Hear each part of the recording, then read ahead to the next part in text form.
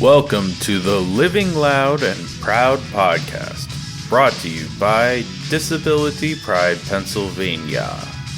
If you need a link to the transcript for this episode, please visit our accessible website at www.disabilitypridepa.org/podcast. And now, here is your host. Hey folks, welcome back to the Living Loud and Proud podcast. I'm your host, Phill Rosen, here with my co-producer, Ray Deca Horton. How's it going, Ray? All right, folks. How's everybody doing? Well, today's episode is going to be Ray and I just having a bit of a chat for all of you to enjoy about new technologies. And, we're really centering more on new technologies that were created with productivity in mind, or like something other than like the accessibility aspect in mind, but have a lot of hidden accessibility within them, or maybe not hidden, but In other words, keeping it as simple as possible, tech or workflows that were presented to people without disabilities, but actually benefit people with various disabilities more so. Thanks, Ray. My scrambled thoughts definitely do not always help me to present these things. Anyways, so I guess the first one that we kind of really sort of wanted to talk about was text-to-speech apps, right? Oh, yeah, definitely. Big time. And you brought up one that exemplifies it the most, which we'll get to further in this podcast, when you brought up Dragon, naturally speaking. Yeah. And I actually remember when this one was released, and I was 8 years old at the time that it got released.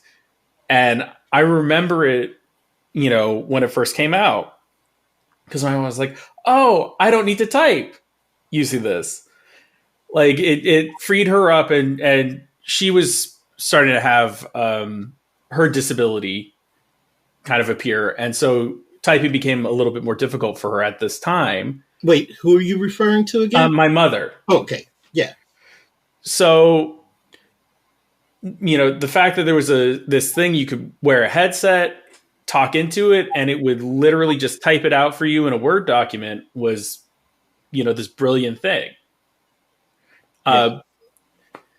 And I actually remember, looking it up, and there's actually videos of it on YouTube being mentioned on the Nightly Business Report in June of 1997. So this was like a big deal because it was being sold to a lot of businesses as like, hey, this is good for your call center employees or your receptionists, so they can, be chatting, and doing something else with their hands. Like maybe they could be like stuffing envelopes or whatever other like little thing that they might need to do. It would be a way to kind of get double tasking done much easier. Yeah, well, what I remember about Dragon, naturally speaking, when it was released, I remember the commercials and everything. And the thing that was puzzling me was, here was this product that was, being advertised like on the actual, television. And but I definitely also remember more so, it being on the web everywhere you looked and everything. But it was strictly as an office thing, and it wasn't talking about the thing that was driving me kind of crazy, which had me a little confused about it, was it was always being, like you said, being directed towards office. And, at that time I was working in check cashing and accounting. So, I was definitely always hearing about it, and also the voice training aspect of it, how you got to train your voice for it to recognize it correctly. But not once did I hear anybody say, the people who are advertising it and promoting it, talking about how it is a savior for people who don't have typing skills or people with certain disabilities. So to the point, a lot of people around me figured it was not able to be used by those type of individuals.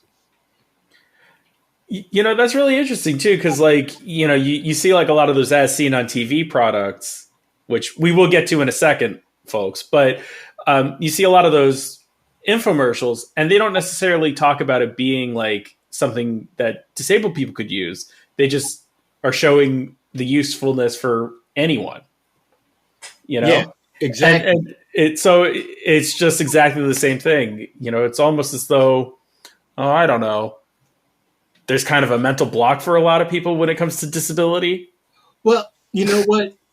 It's because of now when we first started talking about this, I looked up and I realized something that we probably hear all the time.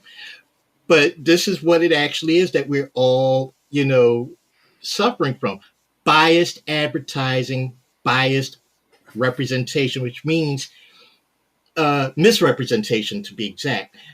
Meaning, well, you know what the word biased means, Mm-hmm. just for one particular thing, one particular group, and that's what it is with a lot of these products, which we've seen it with, a lot of medications like, so many people, might, uh, well, I can't think of one right offhand, but we have the whole thing like where there's different painkillers, and you're thinking it will work for any kind of pain, and then you're being told, "Oh no, this isn't for migraines," but because it's so strong, well, shouldn't it be good for migraines? Or then you turn around and find out because they only said it was for arthritis, it actually is good for migraines. You know, Right. and but you never used it because they only talked about it being good for just one or the other, and it's so crazy that we get stuck thinking like that and don't realize that there's something that's out there right in our face that we could probably be using for to help enhance our way of life. But because we were never mentioned in the demographic that it was, biased advertised to, we're thinking, no, it's not for us. You know, let's think of something else. We talked about Dragon Naturally Speaking. Yeah. So I guess we could kind of go on into the as seen on TV products that I kind of hinted at. Two that really came to mind for both of us were the clapper, the clap on, clap off light, Yeah, and the slap chop. The little cup that has the blade that you slap and you put nuts in the cup or whatever, and it'll chop it into a rough dice or whatever you look, need it for. I actually don't know about that. Oh, you don't know about that? No. Oh, okay. Well, it was a thing that I remember as a kid seeing, everywhere. And yeah, those are two things. Like, with the clapper, of course, you don't have to get up and go flip a light switch, from whatever you're doing. Right. Obviously, makes a lot of sense for people who are, you know, they're confined to their bed, or maybe they're in a chair but they're exhausted and don't want to get up, don't want to expend the energy. Yeah. So Now, you know what's funny? Let me tell you something that I remember about the Clapper commercials. In a way, when they first started it, they were advertising it in a way for people, not necessarily with full disability, but hey, it's kind of hard for to keep on getting up. Then it just went on ahead with just all about, okay, it's more convenient and you can be more lazy now. I don't know if that was biased advertising or they realized that more people just wanted to be lazy and have a convenience, so they switched it more to that way. But that's what I remember for those commercials. well, they How were can you selling fault it to that? the general American public. So Yeah, yeah, I mean, uh but that is actually a very interesting thing, because you're right, it did kind of start off as like almost like people with disabilities or elderly people especially, I yeah, think. exactly. um but yeah, it did kind of morph into that. And then with the slap chop, I don't remember there being commercials that specifically like called out people with disabilities or people who have dexterity issues, but it was a way to help people who had poor knife skills, to be more successful at cooking, right? Okay. Like a lot of people will, they'll try cooking and they'll get frustrated because like they can't cut the food the right way, or like, whatever reason, it just becomes this really kind of daunting, hard task. But with something like the slap chop, where, you can take a handful of nuts, dice it real quick, and boom, you have something you can sprinkle over ice cream. It can actually make life a lot easier for people who would otherwise be unmotivated to learn. Right. So, of course, they're advertising to those kinds of people who don't have a lot of skill in the kitchen, who want to learn how to cook for themselves. Maybe they want to be healthier. I don't know, but it's a way to get those people into the kitchen. Okay. Of course, it does have that added benefit for people who do have dexterity issues due to a disability. It allows them to take certain ingredients and more easily manipulate them into whatever they need for the recipe. Like they don't have to have a giant chef's knife where maybe they have a grip issue, and Right, that yeah. ends up becoming a nasty weapon. No, I get you. Right? Yeah. So, it's one of those things like it had a dual purpose. And like this is all over the infomercial world too. Like, I mean, so many of these different products have like the disability side to them. Like maybe even they were created for the disability community, right? Right. But for one reason or another, the market is such a small part of the share if it was only being marketed to disabled people. Or the other flip side of it is, maybe, you are successful getting it out there to the disabled community, but it would become a medical device. And then when you call it a medical device, well, then, of course, the upcharging happens.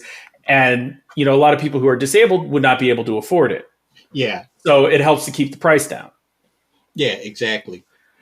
So, as far as I'm concerned, that's like a big sort of thing about these products where they're like trying to just, paper over that, but it actually makes a lot of sense. And, it does take some critical thinking to get there sometimes too. Yeah. Oh, and you know what's, by the way, I want to just go back to the dragon, naturally speaking. There is something that I did forget to mention. Within the last decade and a half, it has been incorporated into the arsenal for people with disabilities. Because I remember several, places that, train people with disabilities actually using it. Of course, now there's better, technology and well, you know what? We can get right into that.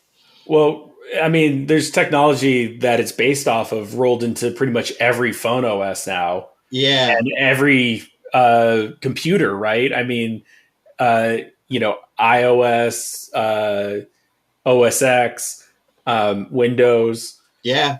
Exactly. All the different Android, every one of them. And, it kind of is sort of adjacent to and related to cousins with, say, the voice assistants, right? Yeah. Which exactly. every smartphone is integrated with. Yeah. Because I mean, it's now something that is commonplace, with our smartphone technology, with our smartphone culture, with our Android iPhone culture. We have voice commands, we have voice to text, and training with your voice doesn't take much. I mean, there's still always glitches and, here and there, goddamn autocorrect and all that other stuff. But right. But yeah, it's now part of our thing. But here goes the amazing thing. I still come across individuals with certain disabilities that do not realize that this technology can help them with it, whether we're talking about intellectual disabilities, mobility disabilities. I don't know if that's actually a regular phrase. But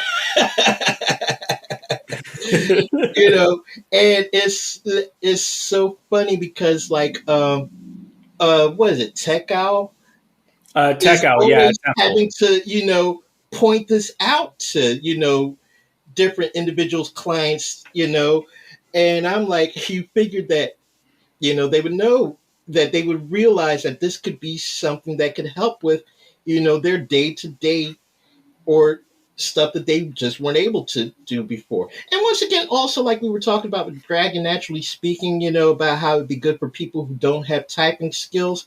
It once again, here we are, especially with AI enhancement now.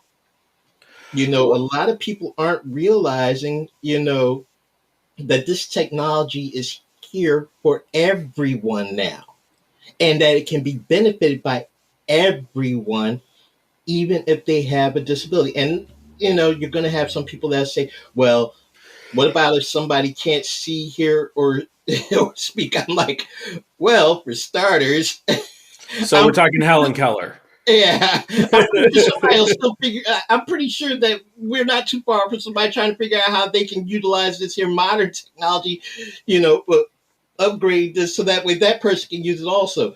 But there's always something for either or that can be figured out. Mm-hmm. As long as you're willing to like, accept that there's a chance that this is something that you can use, regardless of whether it's being, you know, represented to your demographic or not. Bill, explain to everybody what TechOwl is. So, TechOwl is a part of the Institute on Disabilities at Temple University in Philadelphia, Pennsylvania. Okay. It is the oh gosh, I'm actually not sure what the exact correct terminology is, but they provide all of like the accessible technologies under the AT Act, like to allow people with disabilities throughout the entire state of Pennsylvania to access technologies that might help them to live more fulfilling lives. So they have things like they have a library of different devices that people can ask to borrow to see if, hey, maybe this might work for me. Things like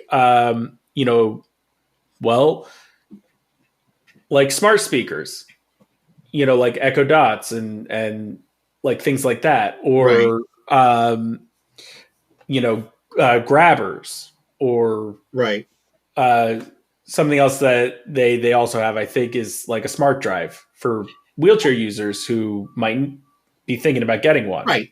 They basically help you with the accessible technology. Like my experience with TechOwl, aside from knowing a lot of people who work there personally, uh, is like so many people with various disabilities I've talked to have said, "Oh yeah, I'll be at TechOwl because they're going to show me how to use this app or that app or this device, you know, that's on their phone, and they never realized before, this was something that they've had all along that could have assisted them with this here particular problem or disability that they had." And so many times I'm hearing different people who work there at TechOwl telling me how they're getting ready to go on ahead and tutor or explain or train somebody how to do this or that with something that they already have. Mm-hmm. But they were never ever aware that, it was something that they could have been utilized because, well, it wasn't presented to them. It was, they only knew the biased representation of it, not the all encompassing representation of it. Right. And the thing with TechOwl too is like they're constantly teaching people how to better utilize their smartphones, for instance, or their iPads, because there's a lot of settings that are like really hidden within the OS. Yeah. And so like, the menus aren't always the most easy to navigate. And sometimes there are things that you would think, might be in the audio section, but really you got to go over to display No instead. matter what, And TechOwl can go on they ahead can and help let you you know figure that where out. it's at. Yeah. Exactly. So, and they're dealing with a whole, the general public too. So there's like a lot of people who are like older who may not be the most technically literate, or people who may not have a formal education of some kind, or even if they are more technically literate individuals, they may not think about how some of these devices or some of these settings might benefit them, even if they know how to get to them. Right. So it's like one of those things where, TechOWL is there to help anyone who might need it. Yeah, And exactly. they provide a really fantastic service to the community. Yeah, and another interesting thing is how, like,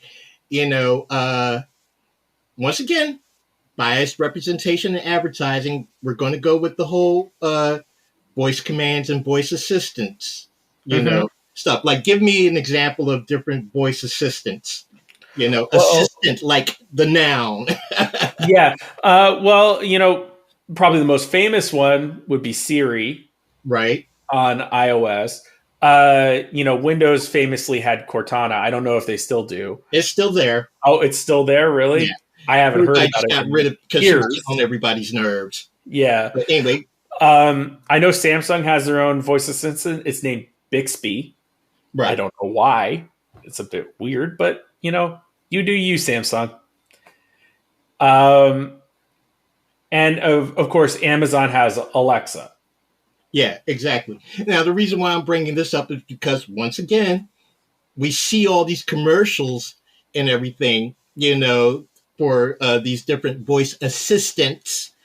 And if you think about it, they weren't really directed. They were just directed to, like, being a personal, assistant to, regular folks. But can you imagine, let's go back to Denzel Washington's film, The Bone Collector. His character, Lincoln Rhymes. And what was Lincoln Rhymes' disability? He was a full, what? Paraplegic. Paraplegic, yeah. Yeah, and, he just had use of that one finger. But can you imagine if that movie had him with the voice assistant at the time? It probably would have been a slightly shorter film. But, yeah, but it's like, yeah, once again, here goes something. Guess what? Now, fortunately, a lot of people who are in a situation like that have thought about that. But you still have some people, like you pointed out with TechOWL, having to allow older people, basically the whole teaching old dog new tricks thing, exactly. Who still, don't stop to think about that, which I've seen examples of this. I'm like, hold on, you've actually got an assistant to help you with your medication and all that, with, the voice assistant that's either on your computer or on your phone, and it's kind of funny because, like, we do see some commercials where there are, older people who are telling younger people how they could have been using this, like, what is it, that car commercial where the older woman, the grandmother, is telling her kid her grandson how to sell the car. And she's like, okay, I'm going to go ask somebody who's got more sense for whatever it was she was going to ask him for originally. But yeah, Right. And, Alexa is famous as well for enabling toddlers to order toys for themselves.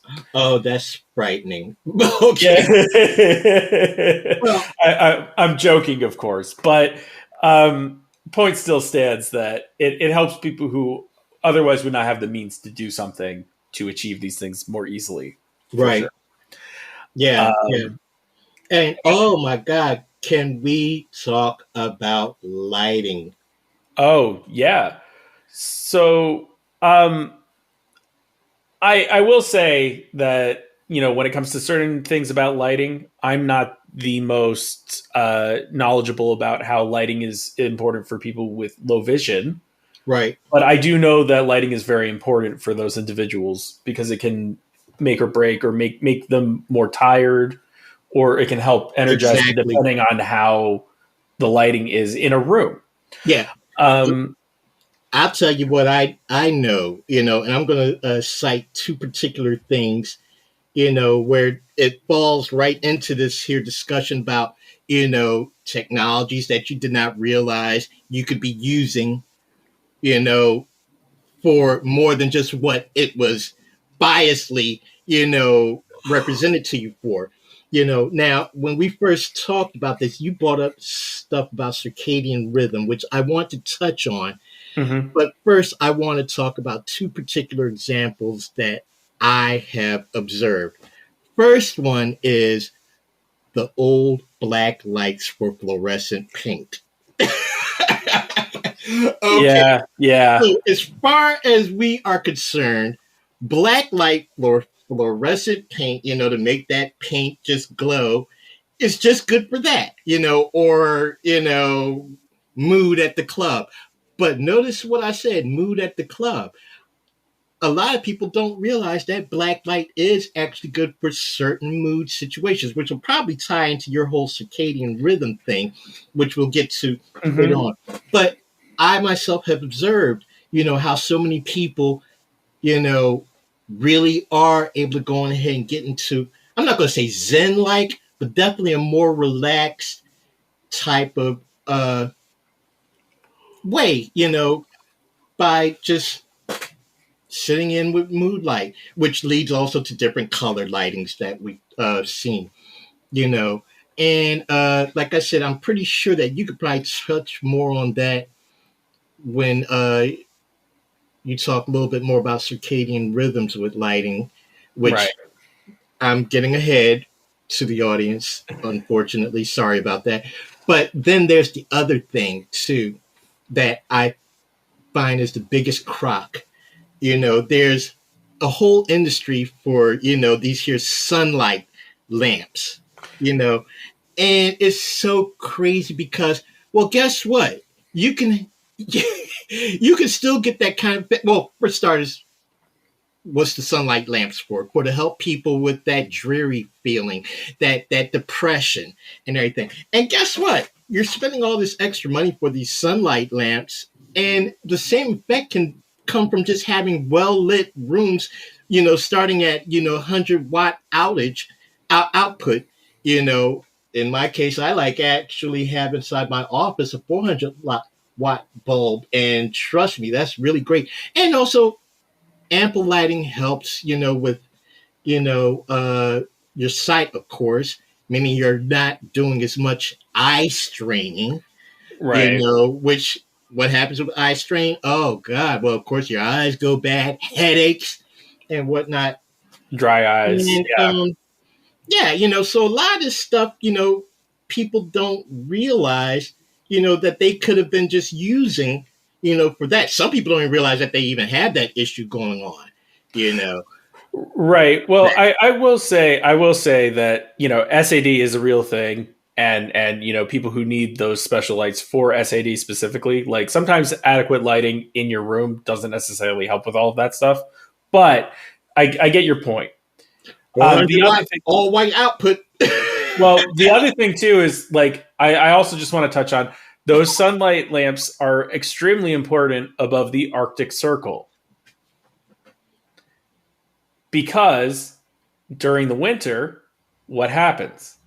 Oh well, yeah, Eternal darkness. You don't yeah, get any sunlight. You need that for the vitamin D response. yeah, But anyways, so there are some small applications, of course, and right.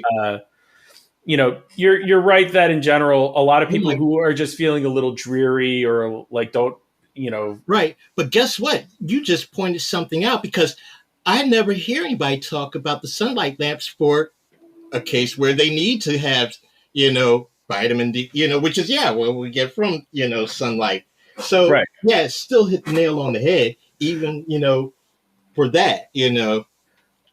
But something that I actually kind of want to talk about that's somewhat related to the eye strain comment that you just made is we constantly like hear people talk about blue light from devices, Right. right? So one of the things that often gets like sold to people are things like blue light glasses or like eye drops that help with blue light, eye strain, that kind of stuff.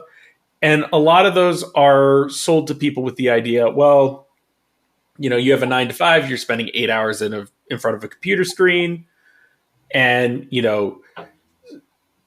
they want to get more production out of you, of course. So what do you need to do to combat the problems and the stress? Well, you get glasses that have lenses that counteract the blue light. Now, that's not necessarily good or bad, but one of the things that's really interesting about this is blue light does affect the circadian rhythm. Let's define what the circadian rhythm is. It's your body's natural internal clock that regulates a variety of physiological processes over a 24-hour period a day, primarily influenced by light and darkness. Okay. So when you think about it, like our modern existence right now, we have screens everywhere, we have lights all over the place. We don't have the normal natural cycle of the sun turning to night. So we have this situation where we've disrupted our sleep cycles in a lot of cases because people have electricity for the most part now. And have devices that are casting off light all the time. That Exactly. is being directly beamed to your eyes, especially from screens like your phone and TV and monitors. Okay. Exactly. So this light that's coming from your screen is of a wavelength that is more or less closer to the sun's wavelengths. It's blue light. And this messes with your body's internal clock. Okay. And it can create a situation where people will, we're all addicted to our phones. Or many of us are addicted to our phones, I should say. And, so we're constantly looking at them.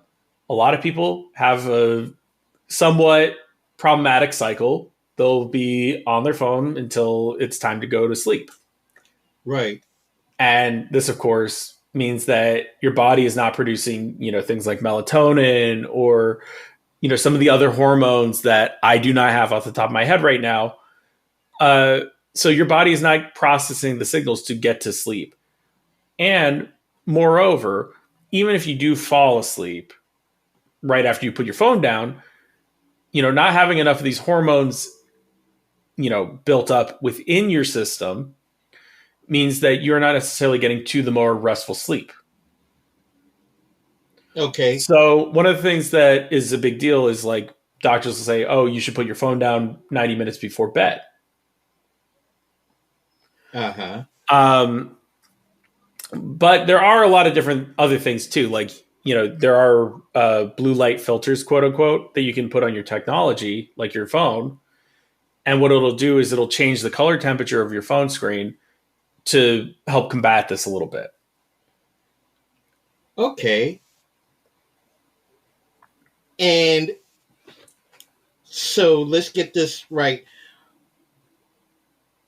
Those filters were for other things, more or less just vision thing, but nobody was ever realizing that it was also could be used for the circadian rhythm. For a long time, that's definitely the case. Okay. All right. Because I had to ask. Well, we're going to go where we don't know what, it can also be used for. Okay. And now that we know what the circadian rhythm is, that's actually very important. Because you know what? That would probably explain why most of my adult life was spent with me never ever going to bed. There could be other reasons. No, I did a lot of I spent a lot of screen time, whether we're talking about television or computer monitors, in the early days, especially with all the tech stuff I was working with, But okay, yeah. Well, you know what? I can't really think of anything else right now. If there's suggestions from out there in the audience about other products, or devices or whatever, that a lot of people, did not realize, would benefit them because of biased advertising or representation, hit us up, let us know and we'll all discuss it, What about you, Phill? Anything else? I can't think of anything off the top of my head now. Right. All right. Well, sign off. Yeah. Well, thanks for listening, everyone. Yeah, folks. That's a Living Loud and Proud podcast for today. If you enjoyed this episode, please like, share, comment, all the different things, and continue the conversation online. We'd love to hear your opinion on everything. Until next time, folks. All right, everybody, have a good time. Please visit our accessible website at www.disabilitypridepa.org. You can find us on social media at Disability Pride PA on Facebook, Instagram, and TikTok.